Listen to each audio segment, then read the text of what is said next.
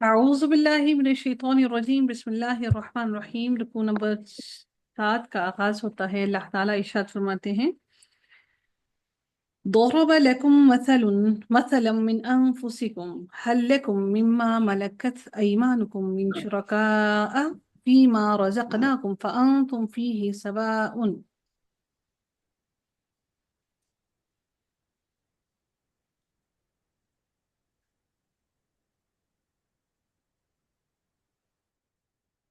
اللہ تعالیٰ ارشاد فرماتے ہیں کہ اللہ تعالیٰ نے تمہارے لیے ایک مثال خود تمہاری ہی بیان فرمائی ہے، یعنی کہ تمہاری ہی مثال اللہ نے بیان کر کے تمہیں بتایا ہے کہ جو کچھ ہم نے تمہیں دے رکھا ہے، کیا اس میں تمہارے غلاموں میں سے بھی کوئی تمہارا شریک ہے؟ یعنی جو چیزیں ہم نے تمہیں دے رکھی ہیں، تو کیا اس میں سے تمہارے غلاموں میں سے بھی کوئی تمہارا شریک ہے کہ تم اور وہ اس میں برابر درجے کے ہو؟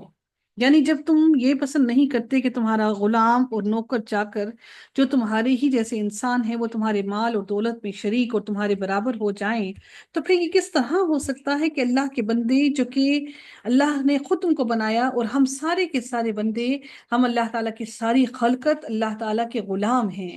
جب تم اپنی ذات کے لیے یہ پسند نہیں کرتے ہو کہ تمہارے غلام تمہارے مالک تمہاری ملکیت کے اندر برابر کے شریک ہو جائیں، تم ان کو اپنے جتنا مرتبہ دے دو، اپنے جتنا مال دے دو، تم ان کو اپنے سے کمتر ہی رکھنا چاہتے ہو، تو پھر یہ کیسے ممکن ہے کہ اللہ کے بندے جن کو اللہ نے خود بنایا، جو اتنے کمتر ہیں درجے میں، چاہے وہ انسان ہوں، چاہے وہ فرشتے ہوں، چاہے وہ پیغمبر ہوں، چاہے وہ اولیاء ہوں، چاہے وہ درخت ہوں، یا چاہے وہ کوئی پتھر ہو، جس کسی کو بھی تم اللہ تعالیٰ کے ساتھ شریک ٹھہراتے ہو، اگر تم اپنے لیے یہ چیز پسند نہیں کرتے تو اللہ تعالیٰ کے لیے کیسے تمہیں گوارا ہے کہ تم اللہ تعالیٰ کے ساتھ ان تمام چیزوں کو شریک بنا لو اور تم ان سے مانگو؟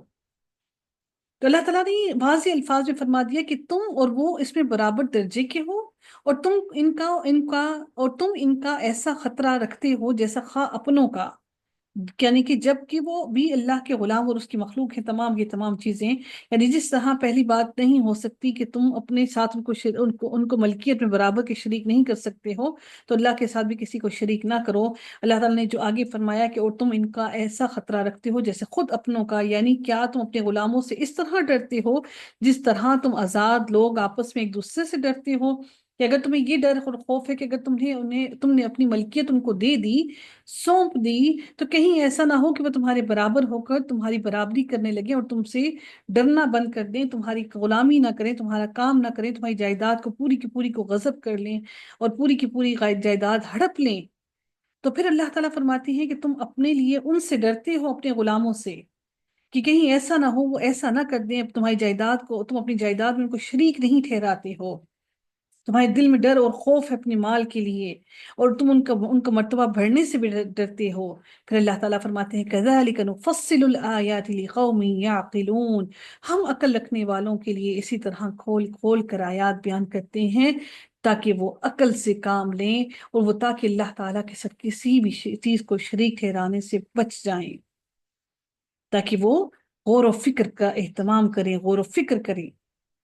پھر میرے رب نے کیا ہی خوبصورت بات کہی، وَلِاتَّبَعَ الَّذِينَ ظَلَمُوا أَهْوَاءَهُمْ بِغَيْرِ علم، بلکہ بات یہ ہے کہ یہ ظالم تو بغیر علم کے، ان کو کسی حقیقی بات کا کوئی علم نہیں ہے، یہ بے علمی میں ہیں، یہ گمراہی میں ہیں، یہ عقل اور شعور کا کوئی استعمال نہیں کرتے، یہ بغیر کسی علم کے خواہش پرستی کرتے ہیں، اپنی خواہشوں پر چلتے ہیں، أَهْوَاءَهُمْ بِغَيْرِ علم، اپنی خواہشوں کی پیروی کرتے ہیں۔ پھر اللہ فرماتے ہیں کہ فَمَن يَهْدِي مَنْ أَضَلَّ اللَّهُ، پھر اللہ تعالیٰ فرماتے ہیں کہ اسے کون راہ دکھائے جسے اللہ تعالیٰ ہی راہ سے ہٹا دے، جس کو اللہ ہی گمراہ کر دے تو اس کو کون ہدایت پر لا سکتا ہے؟ ہم کون سی ایسی بات اس قرآن کے اندر نعوذ باللہ پڑھ رہے ہیں کہ جس سے ہم گمراہ ہو جائیں؟ سب سے پہلی بات لوگ یہی سمجھتے ہیں کہ کہیں ہم آپ کے ساتھ جڑنے کے بعد گمراہ نہ ہو جائیں، لیکن میرا رب جس کو گمراہ کرنا چاہے، جب وہ کسی کو ہدایت ہی نہ دینا چاہے تو اس کو تو قرآن بھی ہدایت نہیں دے سکتا۔ وَمَا لَهُم مِّن نَاصِرِينَ، اور ان کا ایک بھی مددگار نہیں۔ کوئی ان کو گمراہی سے نہیں نکال سکتا، کوئی ان کو دین پر نہیں لا سکتا، کوئی ان کو حق پر نہیں لا سکتا، کوئی ان کو قرآن کا ایک لفظ سننے پر بھی نہیں اکٹھا کر سکتا، چاہے وہ سارا دن اپنا وقت ضائع کر لے لیکن قرآن کی طرف نہیں آئیں گے۔ پھر میرے رب نے فرمایا فَأَقِمْ، بس آپ یکسو ہو کر وجہک للدین حنیفا، بس آپ یکسو ہو کر اپنا منہ دین کی طرف متوجہ کر دیں۔ سبحان اللہ، اگر آج آپ قرآن سے جڑے ہیں تو الحمدللہ آج ہم بھی یکسو ہو کر اپنا چہرہ دین کی طرف کرنے کی کوشش کر رہے ہیں، کہ یکسو ہو کر صرف میرے رب کی بات کو سننے اور سمجھنے کی کوشش کر رہے ہیں۔ الحمدللہ ثم الحمدللہ کہ اللہ نے آج ہمیں اس جگہ پر اکٹھا کیا۔ فطرت اللہ التي فطر الناس علیہا، اللہ تعالیٰ کی وہ فطرت جس پر اس نے لوگوں کو پیدا کیا ہے۔ وہ فطرت کیا ہے؟ در حقیقت اصل میں اس کا معنی خلقت یعنی کہ پیدائش کے ہیں۔ یہاں مراد ملت اسلام اور توحید ہے۔ مطلب یہ ہوا کہ سب کی پیدائش بغیر مسلم اور کافر کی تفریق کے اللہ تعالیٰ سب کو توحید کی فطرت پر پیدا کرتا ہے۔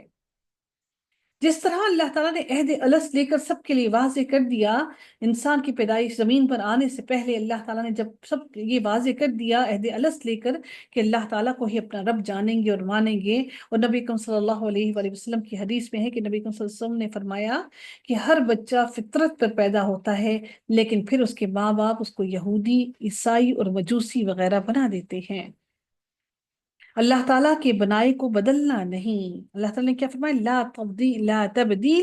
لا تبدیل لخلق اللہ، اللہ تعالیٰ کے بنائے کو بدلنا نہیں، یہی سیدھا دین ہے۔ ذالک الدین القیم، یہ جو اسلام ہے یہی سیدھا دین ہے، یعنی اللہ کی اس خلقت فطرت کو تبدیل نہ کرو بلکہ صحیح تربیت کے ذریعے سے اس بچے کی نشو و نما کرو۔ اللہ تعالیٰ نے جس فطرت پر انسان کو پیدا کیا، اللہ نے تو احسان کیا، اللہ نے تو ہر انسان کو اس کی فطرت پر، دین اسلام پر پیدا کیا۔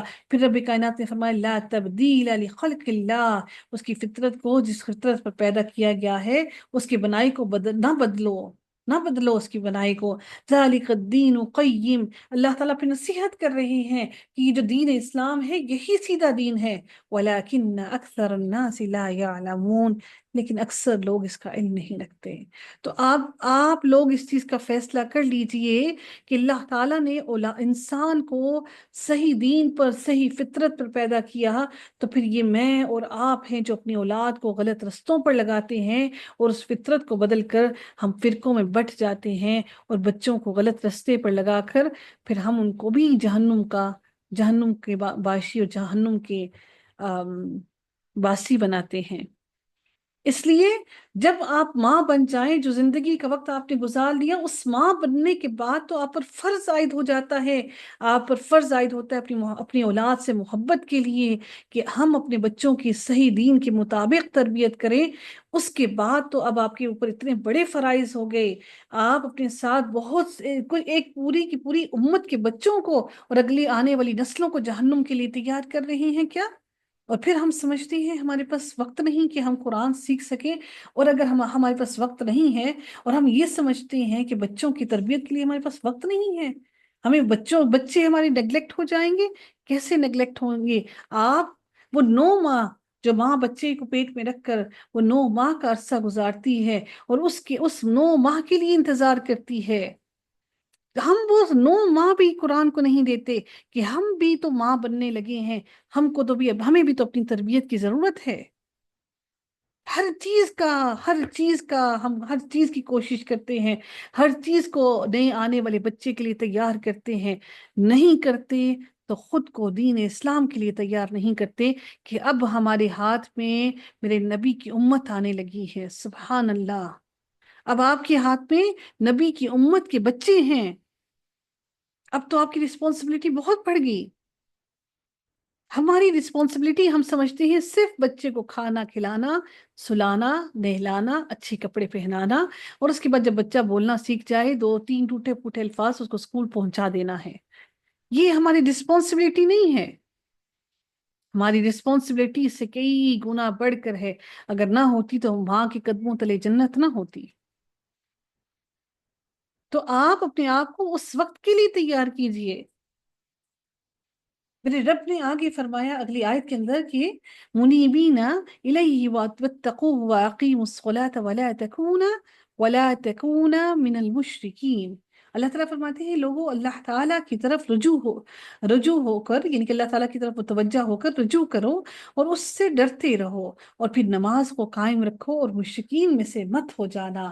پھر بار بار کہا کہ تقوی اختیار کرو، شرک مت کرنا، شرک میں نہ مبتلا ہو جانا۔ من الذین فرقوا دینہم وکانوا شیعا، ان لوگوں میں سے جنہوں نے اپنے دین کو ٹکڑے ٹکڑے کر دیا۔ آج ہم نے بھی ٹکڑے ٹکڑے کر دیا، فرقہ فرقہ کر دیا، ٹولیوں میں بٹ گئے۔ کل حزب بما لدیہم فرحون، پھر رب کائنات فرماتے ہیں کہ اور خود بھی گروہ گروہ ہو گئے، ٹکڑے ٹکڑے ہو گئے، اصل دین کو چھوڑ کر اپنی مرضی کی منمانیاں کر لیں۔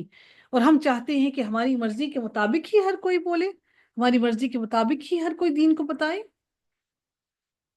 جس طرح یہودی اور عیسائی نصرانی اور مجوسی فرقہ فرقہ ہو گئے، ٹوٹ کر الگ الگ ہو گئے، سیم یہی معاملہ مسلمانوں کا ہے۔ بدقسمتی سے نہیں چاہتے تو قرآن کو خود کھول کر نہیں پڑھنا چاہتے، انہی پیشواؤں کے پیچھے، انہی لوگوں کے پیچھے، انہی لوگوں کی تقلید کرنا چاہتے ہیں، انہی لوگوں کے پیچھے چلنا چاہتے ہیں جو اتنے عرصے سے آپ کو صرف اور صرف کہہ رہے ہیں کہ ہمارے ساتھ جڑیے، لیکن قرآن کا علم نہیں دے رہے، اصل دین تک، اصل علم تک نہیں پہنچا رہے۔ اس میں کئی حد تک قصور ہم لوگوں کا بھی ہے۔ بچوں کے داخلے کے لیے بہترین سے بہترین اسکول ڈھونڈتے ہیں، بہترین سے بہترین جگہ ڈھونڈتے ہیں، اپنا سٹیٹس دیکھتے ہیں، کانشیس ہوتے ہیں، لیکن دین کے معاملے میں جو بھی ہے بس گزر بسر کرنی ہے، کیا فرق پڑتا ہے؟ دین کے معاملے میں ہم پریشان نہیں ہوتے، اور یہی وجہ ہے کہ ہماری نسلیں تباہ ہو رہی ہیں۔ پھر میرے رب نے فرمایا ہر گروہ اس چیز پر جو اس کے پاس سے مگن ہے، اپنی ہی فرقہ واریت میں مگن ہے، اپنے آپ کو ہی حق پر سمجھتا ہے، وہ سمجھتا ہے کہ میں ہی درست ہوں اور وہی اس میں مگن ہو کر خوشیاں منا رہے ہیں، باقی سب کو تو کافر سمجھتے ہیں۔ وَإِذَا مَسَّ النَّاسَ ضُرٌّ دَعَوْا رَبَّهُمْ مُنِيبِينَ إِلَيْهِ ثُمَّ إِذَا أَذَاقَهُمْ مِنْهُ رَحْمَةً۔ پھر اللہ تعالیٰ فرماتے ہیں لوگوں کو جب کوئی مصیبت پہنچتی ہے تو اپنے رب کی طرف پوری طرح رجوع ہو کر، پوری طرح متوجہ ہو کر، رجوع کر کر دعائیں کرتے ہیں، پھر جب وہ اپنی رحمت سے رحمت کا مزہ چکھاتا ہے، سبحان اللہ، اذا اذاقهم منہ رحمتن، پھر جب اللہ اپنی رحمت کا مزہ ان کو چکھاتا ہے تو ان میں سے ایک جماعت اپنے رب کے ساتھ شرک کرنے لگتی ہے۔ اذا فریق منہم بربہم یشرکون، وہ سمجھتے ہیں کہ یہ سارا کچھ انہیں اپنی ہی سمجھداری کی وجہ سے آ گیا، انہوں نے کوئی اچھے فیصلے کیے، اس وجہ سے سب کچھ مل گیا۔ لیکفروا بما آتیناہم، تاکہ وہ اس چیز کی ناشکری کریں جو ہم نے انہیں دی ہے، یعنی جو ہم نے ان کو رحمت سے عطا کیا وہ اس کی ناشکری کرتے ہیں۔ پھر میرے رب نے کیا ہی خوبصورت بات فرمائی، فسوف تعلمون، تو اللہ تعالیٰ فرماتے ہیں اچھا تم فائدہ اٹھا لو، فتمتعوا، اچھا تم فائدہ اٹھا لو، ابھی ابھی تمہیں معلوم ہو جائے گا کہ یہ ساری چیزیں، یہ رحمتیں اللہ کی تھی یا تمہاری اپنی کمائی تھی۔ ام انزلنا علیہم سلطانا فہو یتکلم بما کانوا به یشرکون۔ پھر رب کائنات ارشاد فرماتے ہیں کہ کیا ہم نے ان پر کوئی دلیل نازل کی ہے جو اسے بیان کرتی ہے جسے یہ اللہ کے ساتھ شریک کر رہے ہیں؟ کوئی ایسی دلیل ان کے پاس موجود ہے؟ یہ استفہام انکاری ہے، سوال کیا جا رہا ہے لیکن انکار کے طور پر کہ ان کے پاس ایسی کوئی دلیل ہے ہی نہیں۔ کیا ان کے پاس ایسی کوئی دلیل ہے جس دلیل کے تحت وہ اللہ کے ساتھ شریک ٹھہرا رہے ہیں؟ اگر ہے تو وہ لے کر آئیں۔ وَإِذَا أَذَقْنَا النَّاسَ رَحْمَةً فَرِحُوا بِهَا، اللہ تعالیٰ فرماتے ہیں اور جب ہم لوگوں کو رحمت کا مزہ چکھاتے ہیں تو وہ خوب خوش ہو جاتے ہیں۔ وَإِن تُصِبْهُمْ سَيِّئَةٌ بِمَا قَدَّمَتْ أَيْدِيهِمْ إِذَا هُمْ يَقْنَطُونَ، اور پھر جب اللہ تعالیٰ فرماتے ہیں ہماری رحمت کا مزہ چکھتے ساتھ ہی وہ خوب خوش ہو جاتے ہیں، اور اگر انہیں ان کے ہاتھوں کی کمائی، ان کے ہاتھوں کی کرتوت کی وجہ سے، ان کے ہاتھوں کی کمائی کی وجہ سے کوئی برائی پہنچے، جو برائیاں جو تکلیفیں پہنچتی ہیں ہمارے اپنی ہی اپنے ہی کاموں کی وجہ سے پہنچتی ہیں تو ایک دم وہ فوراً ہی نا امید ہو جاتے ہیں. اذا ہم یقنطون، ہم اللہ تعالیٰ کی رحمت سے، اللہ تعالیٰ کی رحمت، اس کی مہربانیوں سے فوراً ہی نا امید ہو جاتے ہیں کہ ایسا ہی ہونا ہے. ہم خود ہی فیصلہ کر لیتے ہیں. اور نا امیدی، ہم جانتے ہیں کہ جب انسان نا امیدی کرنے لگے تو اس کا مطلب یہ ہے کہ وہ اللہ تعالیٰ کی تمام نعمتوں کا ناشکرہ ہو گیا. ہم وہ ساری ساری کی ساری جو اللہ نے ہمیں نعمتیں دی وہ سب بھول جاتے ہیں لمحے بھر میں. اولم یروا ان اللہ یبسط الرزق لمن یشاء ویقدر، کیا انہوں نے یہ نہیں دیکھا کہ اللہ تعالیٰ جسے چاہے کشادہ روزی دیتا ہے اور جسے وہ چاہے تنگ دست کر دیتا ہے. وہ اپنی مصلحت سے جس کو چاہتا ہے اتنا رزق عطا کرتا ہے. ان فی ذلک لآیات لقوم یؤمنون، اس میں بھی ان لوگوں کے لیے جو ایمان لاتے ہیں، صرف ان کے لیے نشانیاں ہیں. پھر میرے رب نے ارشاد فرمایا فآت ذی القربى حقہ والمسکین وابن السبیل. اللہ تعالیٰ فرماتے ہیں پس قرابت دار کو، مسکین کو، مسافر کو اور ہر ایک کو اس کا حق دے دیجئے. ان سب کو ان کا حق دے دیجئے. سارے کے سارے جتنے بھی لوگ ہیں ان کو جب وسائل رزق تمام تر اللہ ہی کے اختیار میں ہے اور وہ جس پر چاہے اس کے دروازے کھول دیتا ہے، تو اللہ تعالیٰ فرماتے ہیں کہ وہ اللہ کے دیے ہوئے مال میں سے ان کا وہ حق ادا کرتے رہیں. یہ ان کا حق ہے آپ کے مال پر. کماتے آپ ہیں لیکن آپ کا مال آپ کو اللہ نے دیا، آپ کو اللہ نے اپنی رحمت سے عطا کیا. آپ کی اپنی سمجھداری کی وجہ سے نہیں، آپ کے اپنے ٹیلنٹ کی وجہ سے نہیں آپ کو ملا، بلکہ یہ میرے رب کی رحمت کی وجہ سے اللہ نے آپ پر رزق کے دروازے کھولے اور اس نے آپ کو تنگ دست نہیں کیا. اگر اتنا ہی رزق ملنا ہوتا نا، اتنا ہی آسان ہوتا، تو سب سے زیادہ محنتی مزدور ہوتے ہیں، ان محنتی مزدوروں کی بھی محل کھڑے ہوتے. لیکن میرے رب نے جس کو چاہا تنگ دست بنایا، جس کو چاہا رزق کی فراوانی عطا کی. ذَلِكَ خَيْرٌ لِّلَّذِينَ يُرِيدُونَ وَجْهَ اللَّهِ وَأُولَٰئِكَ هُمُ الْمُفْلِحُونَ. پھر رب کائنات فرماتے ہیں کہ یہ ان کے لیے بہتر ہے جو اللہ تعالیٰ کا منہ دیکھنا چاہتے ہیں. ایسے ہی لوگ نجات پانے والے ہیں. جو اللہ کی رحمت دیکھنا چاہتے ہیں وہ لازمی طور پر صدقہ بھی کریں گے اور اس کا اجر و ثواب بھی سمیٹیں گے، اور وہ اللہ تعالیٰ کی رضا کے لیے ہر بہترین کام کریں گے اور احسان کریں گے. یہ صرف وہی لوگ کریں گے جو اللہ تعالیٰ کی رضا حاصل کرنا چاہتے ہیں. وجہ اللہ، چہرہ اللہ کی طرف اللہ کا کس کی طرف ہوگا؟ جس سے اللہ راضی ہوگا.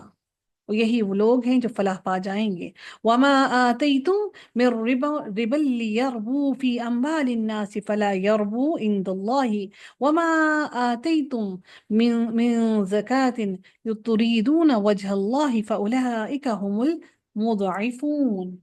پھر رب کائنات فرماتے ہیں کہ تم جو سود دیتے ہو کہ لوگوں کے مال میں بڑھتا رہے، وہ اللہ تعالیٰ کے ہاں نہیں بڑھتا.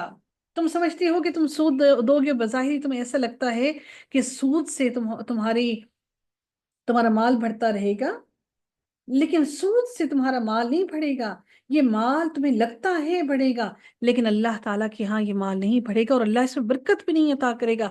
اس سود کی بدولت اللہ تعالیٰ تمہیں ایسی بیماریوں میں مبتلا کر دے گا، ایسی جگہوں پہ تمہیں ڈال دے گا کہ جہاں پر تمہیں مال آتا ہوا تو نظر آئے گا، لیکن جس تیزی سے وہ جائے گا وہ تمہیں نظر نہیں آئے گا.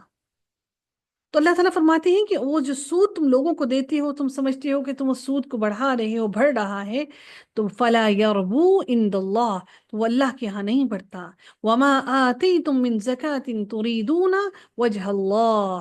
پھر میرے رب نے فرمایا کہ اگر تم اللہ تعالیٰ اور جو کچھ تم صدقہ زکوٰۃ تم اللہ تعالیٰ کا منہ، اس کی رضامندی اور اس کی خوشنودی حاصل کرنے کے لیے دیتے ہو، تو ایسے لوگ ہی اپنا دگنا اللہ تعالیٰ کے ہاں پائیں گے. یعنی وہ جو بھی مال دیں گے اس کا دگنا ان کو دیا جائے گا.